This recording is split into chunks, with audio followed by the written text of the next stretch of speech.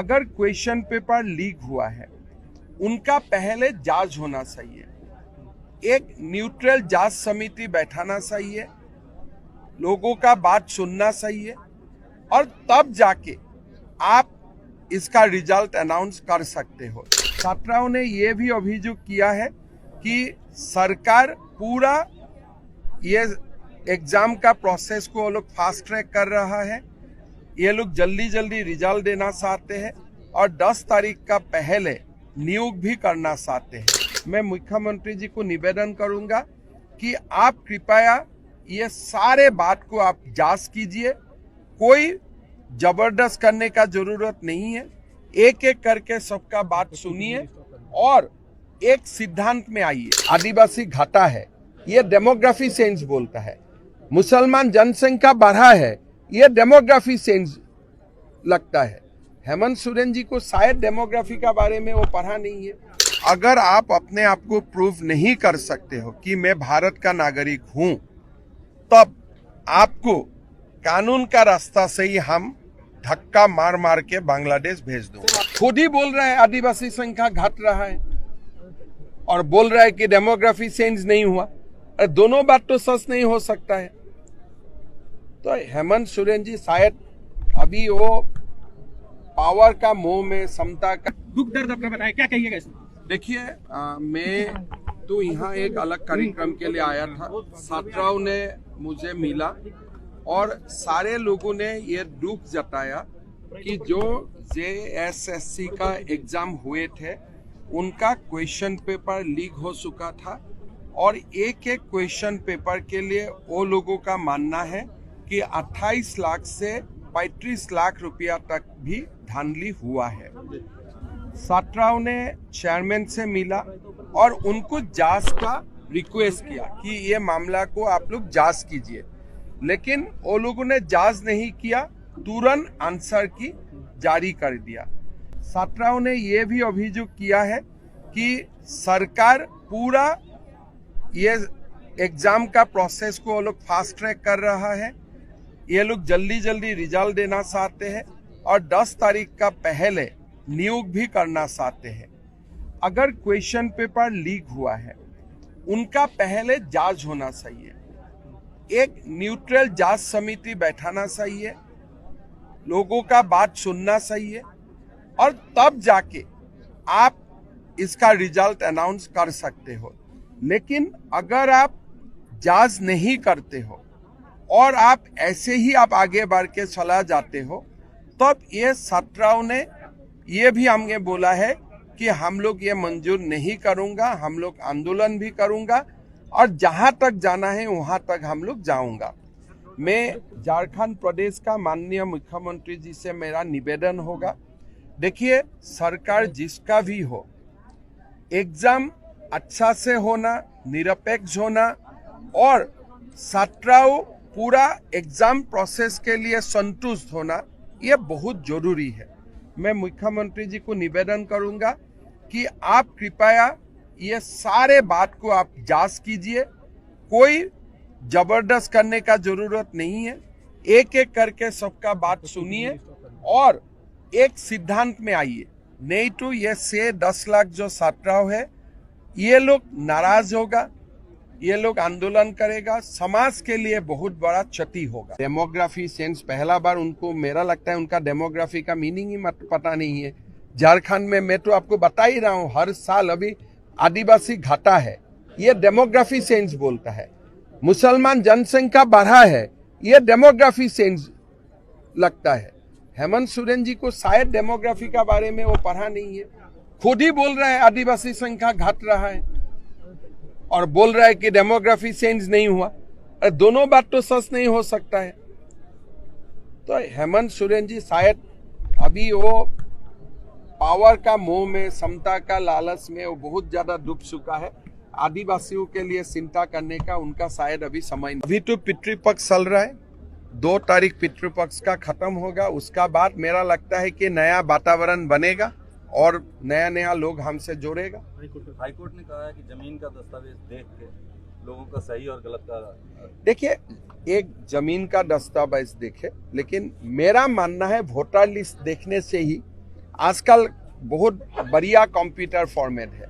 आप 2014 का voter list computer में डाल दीजिए, 19 का डाल दीजिए, 26 का डाल दीजिए, कंप्यूटर ही आपको बता देगा नया कौन कौन आ गया।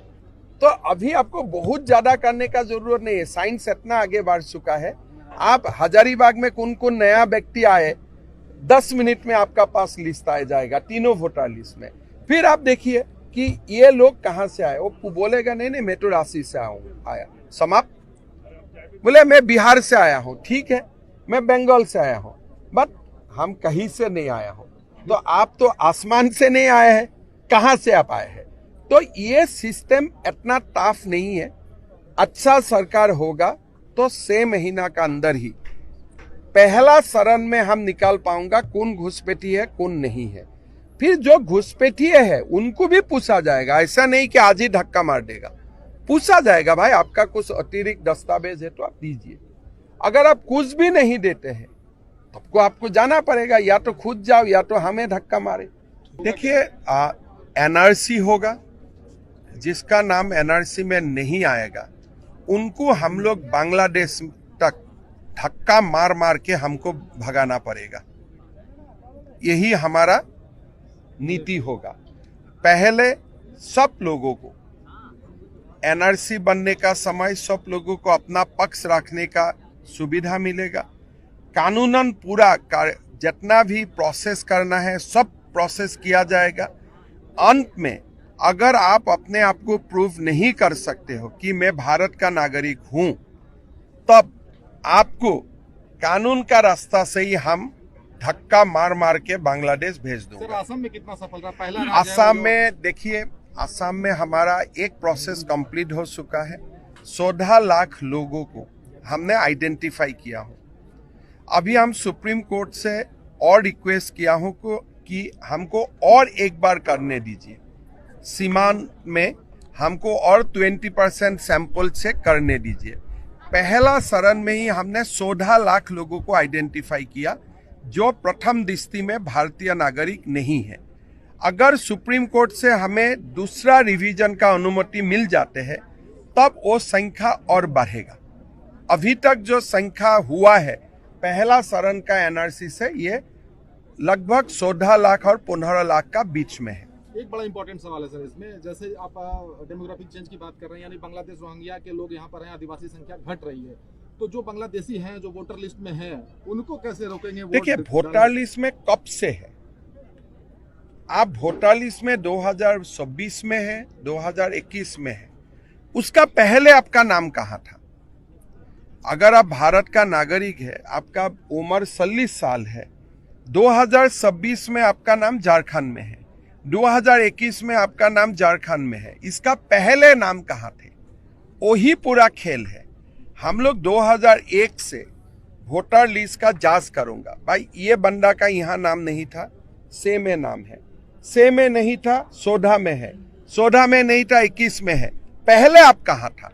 अगर वो बता देते हैं कि पहले मेरा नाम बिहार में था, पहला मेरा नाम बंगाल में था, पहले मेरा नाम असम में था, मेरा नाम दिल्ली में था, तब ठीक है, कोई आपत्ति नहीं। लेकिन अगर दिखा नहीं सकता है कि पहले हमारा नाम कहाँ है, तब तो प्रथम दृष्टि में आपका ऊपर संदेह जाएगा ही जाएगा। फिर आपको ट्राइब्यूनल का सामने प्रूव करना है कि भाई आप झारखंड आने का पहले आप कहाँ थे। तो ये बहुत साइंटिफिक प्रोसेस है और ये प्रोसेस को सुप्रीम कोर्ट मोहर लगा के रखा हुआ है। इसमें किसी का कष्ट नहीं होते हैं। और जैसे जो भी नया लोग वोटर लिस्ट में आया है, खाली वही लोगों को जांच किया जाएगा। जो झारखंड का आदिवासी है, मूलवासी है, उनको जांच भी नहीं किया जाएगा, इसलिए उनका नाम तो लिस्ट में ऑलरेडी पिता माता का दिन से है, तो उनको जांच नहीं होता है। किसका जांच होता है? जिसका नाम पहला बार 18 साल में भी जो जिसका नाम पहला बार आता है उनका जांच नहीं होता है, इसलिए उनका पिता माता का नाम होगा। लेकिन जो परिवार का नाम पहला बार आया है, जैसे आप पाकोर में जाए, बहुत सारा परिवार का नाम पहला बार वोटर लिस्ट में आते हैं। जो व्यक्ति का नाम पहला बार वोटर लिस्ट में आते हैं और उनका उम्र 18 नहीं है, उनका उम्र 30 साल है, 35 साल है, 40 साल है, उनको पूछा जाता है कि आप कृपा करके बताइए कि आप पहले कहाँ थे। तो ये बड़ी साइंटिफिक प्रोसेस है और आप इतना मुझको बताइए। मैंने वो दिन पाकोर में गया था, पहले वहां में हिंदू विधायक होते थे, अभी हिंदू लोग कॉन्टेस्ट भी करने के लिए डरता है, आदिवासी लोग भी कॉन्टेस्ट नहीं करता है, पूछने से बोलते हैं नहीं संख्या परिवर्तन हो गया। भाई कैसे परिवर्तन हो गया, ये तो कोई तो बताना पड़ेगा ना। तो ये हाईकोर्ट जेएमएम सरकार को पूछ रहा है, जेएमएम सरकार उत्तर नहीं दे रहा है। इसका कारण सबसे ज्यादा सटीक इसका हो रहा है, आज पूरा झारखंड में 2021 का अगर समीक्षा निकालेगा जनगणना, आदिवासी का संख्या और कम होगा। तो इसीलिए जेएमएम को घुसपैठियों का समस्या से भागना नहीं चाहिए। आप घुसपैठियों का वोटों का लालच में अगर आप राजनीति करेगा, झारखंड का आदिवासी और मूलवासियों का कभी भी अच्छा नहीं होगा, हम लोग माइनॉरिटी बनते जाऊंगा। तो मालूम है कि हम लोग ने पूरा झारखंड प्रदेश ने परिवर्तन यात्रा का शुरुआत किया था। 2 तारीख ये यात्रा का जो समापन होगा, ये समापन समावेश में प्रधानमंत्री जी अपना वक्तव्य रखेगा, हमारा बीच में वो लोग उपस्थित, प्रधानमंत्री जी उपस्थित होगा।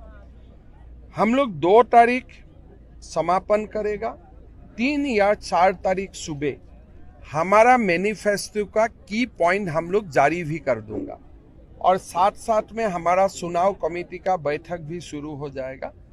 जैसे जैसे झारखंड का इलेक्शन डिक्लेयर होगा, हम लोग उम्मीदवार मैनिफेस्टो दोनों तरफ हम लोग पूरा अपने आप को तैयार कर लूंगा। ये परिवर्तन यात्रा का जो समापन हजारीबाग में होने जा रहा है, ये हमारे लिए एक बहुत बड़ा दिन होगा। प्रधानमंत्री जी का रैली में सब लोग आए, प्रधानमंत्री जी को सुने, इसके लिए मैं सबको निवेदन करूंगा। 2014 में भी परिवर्तन यात्रा निकाला गया था, जिसके बाद रघुवर सरकार